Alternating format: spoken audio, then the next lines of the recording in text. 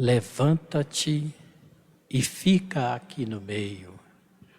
Qualquer um de nós lembra da campanha da fraternidade, que adotou como lema esse versículo bíblico: levanta-te e fica aqui no meio.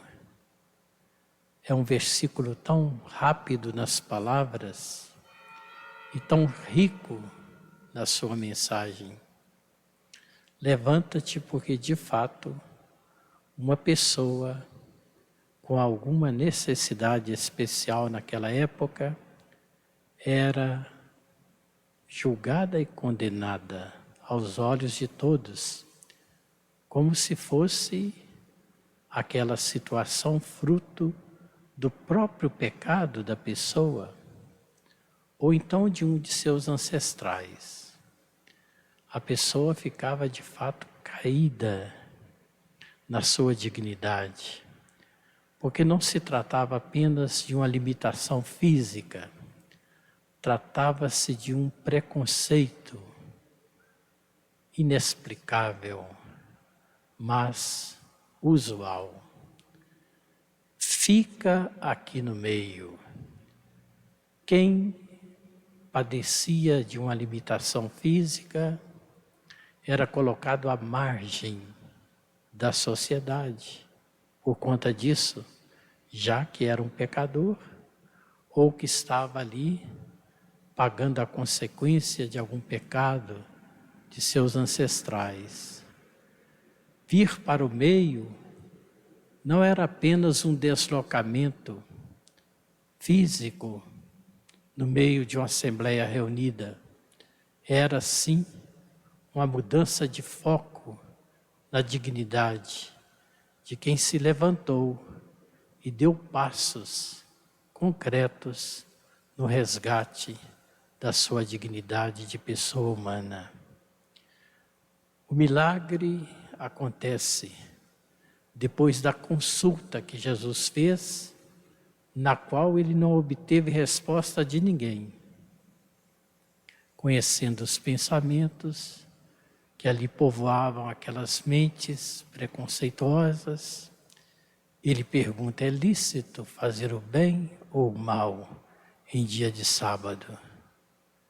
E aí ninguém responde nada.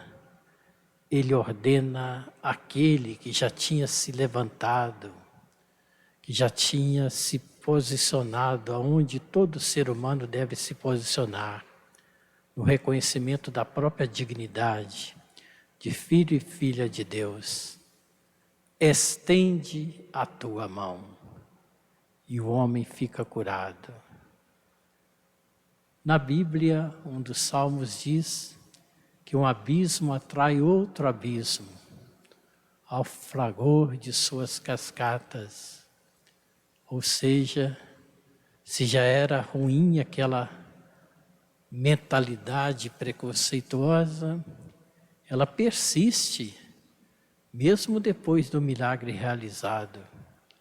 E começam a perguntar entre si o que eles poderiam fazer contra Jesus. Por conta de um gesto de benevolência, de bondade, Jesus se torna alvo da ira daqueles que não se conformavam.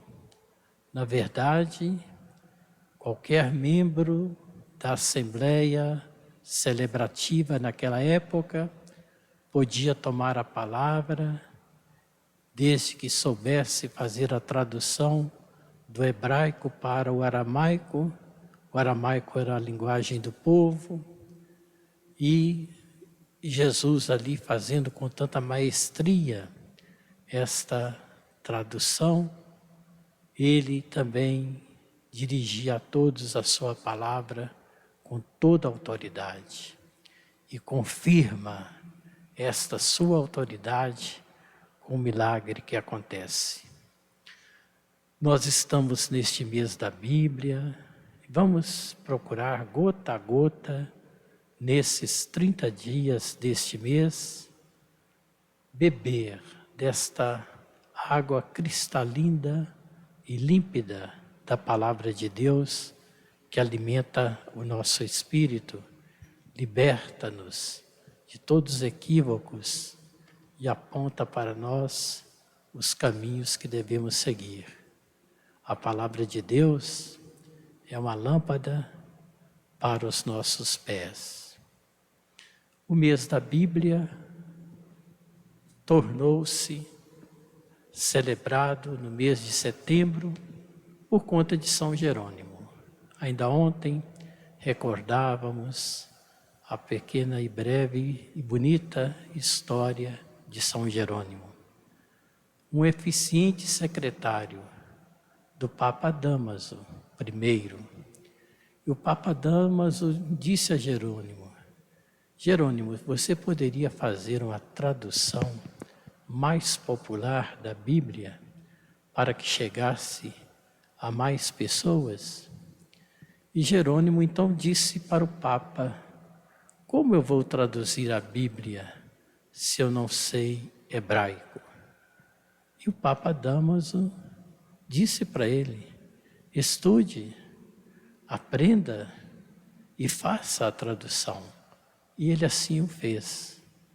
Traduziu a Bíblia toda.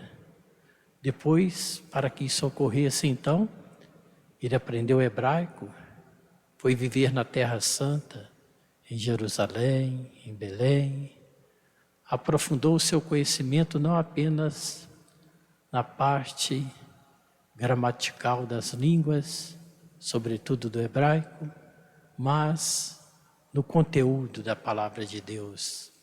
Um grande estudioso da Bíblia. Traduziu a Bíblia toda, do hebraico e do grego para o latim. E ganhou o nome de Vulgata. Vulgo é uma palavra que significa popular. Vulgata é a tradução da Bíblia para o latim, uma língua mais popular do que o hebraico e o grego. Esta dádiva passou a ser intensamente recordada com a canonização de São Jerônimo, com a sua celebração da memória litúrgica deste grande biblista no dia 30 de setembro. E olha aqui, como exímio secretário, 30 de setembro tornou-se o dia do secretário e da secretária, também por conta de São Jerônimo. E começou o mês da Bíblia exatamente em nosso estado de Minas Gerais, na cidade e arquidiocese de Belo Horizonte, alastrou-se pelo Brasil inteiro. E em uma de suas assembleias gerais, a Conferência Nacional dos Bispos do Brasil, a CNBB, determinou então que setembro seja o mês da Bíblia.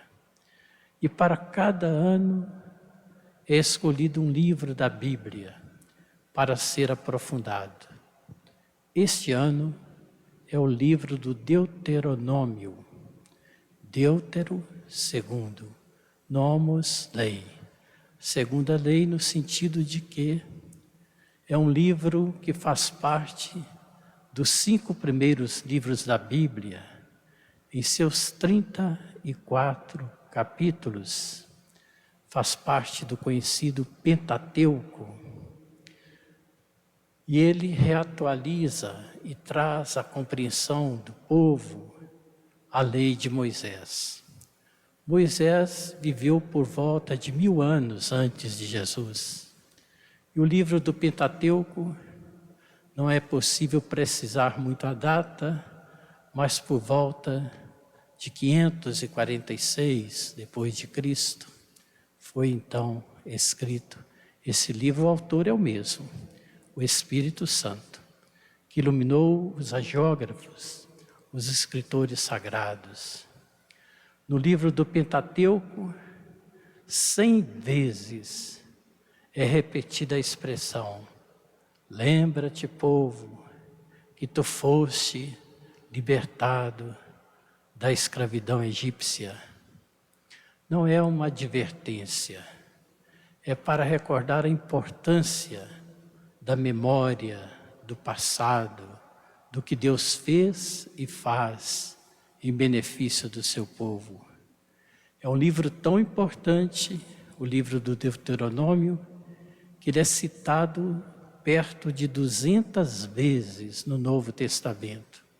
E após as tentações de Jesus, seus argumentos diante de Satanás, foi citando passagens do Pentateuco. É um livro que insiste com veemência em alguns ensinamentos da lei, para que não ficassem esquecidos, mas a gente não pode puxar um versículo isolado do Pentateuco. Os estudiosos da Bíblia dizem que se você pegar partes isoladas da Bíblia, você pode até comprovar que Deus nem existe, se você quiser manipular assim os versículos da Bíblia. E você não pode pegar um tijolo e dizer, aqui tem uma casa. O tijolo é uma das partes da casa, mas ele não é a casa. Mas é com ele que se faz a casa.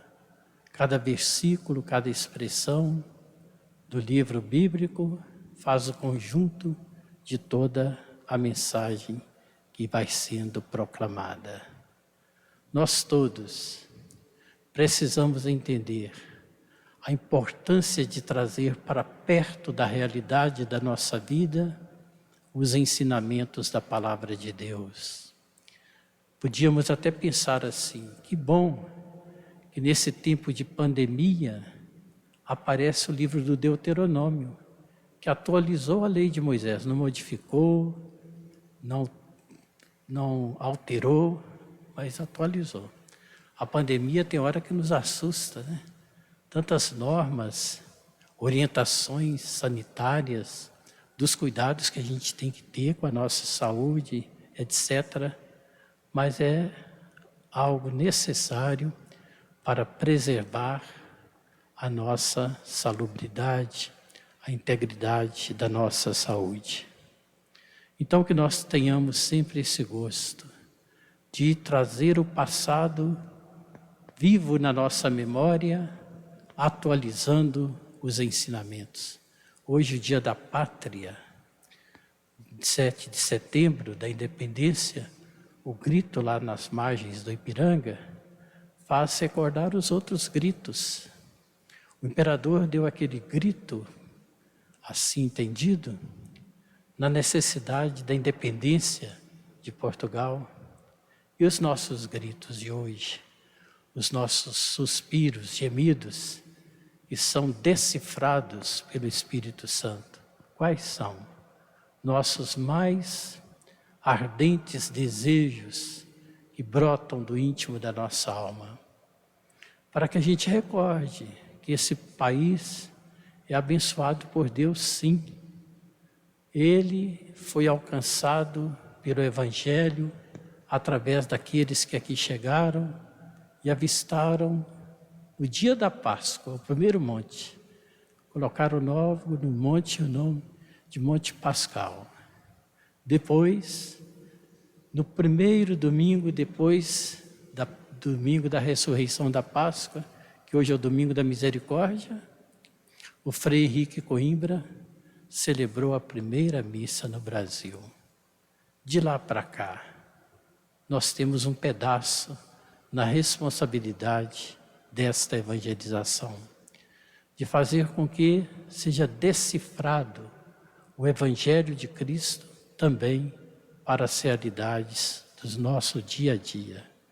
A vossa palavra, Senhor, é uma lâmpada para os nossos pés. Louvado seja nosso Senhor Jesus Cristo. Para sempre seja louvado.